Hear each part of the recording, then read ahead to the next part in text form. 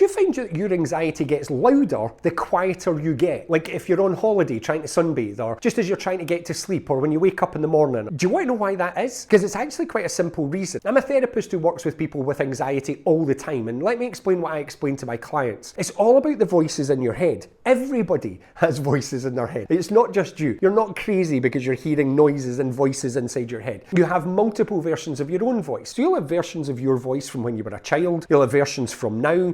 You'll have versions that try to give you advice, such as take a holiday or do the mindfulness class. You'll have critical voices, which can also be yours, but can also be other people's. You might have critical voices that still take the form of your parents or something like that inside your head. Now, you also, if you're somebody who recognizes themselves in this video, you also have an anxious voice. You might even think that you have multiple anxious voices, which could be true. The best way to distract yourself from those voices is to do something that points your mind outside itself. So when we're working or when we're doing something that's like, especially something that's physical, we can be pointed in a different direction. It's like we're artificially charging a battery that allows us to point ourselves in a different direction. But the minute that we get quiet and we switch that bit of our head off, now it's anxiety's time to shine. Finally, the voice has a space to be able to come in. And this is also true, which I should have mentioned earlier, about browsing social media. Like just flicking constant short form content, such as this video. When we do that, we are allowing our brain to just constantly be external, whereas your anxiety voice is internal. And therefore, when you go quiet, now your anxiety voice wants to tell you everything that it wants to tell you. If I was to give you one tip, it would actually be to spend more time with that anxious voice, to begin to deal with it, not as something that you want to run away from or push away, because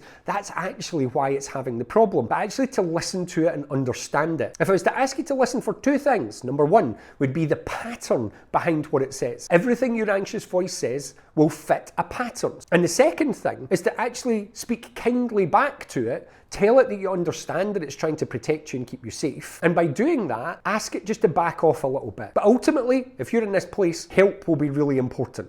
Anyway, if you like this content, please follow the page. It means you get loads more mental health content and you help other people find us too. Thank you.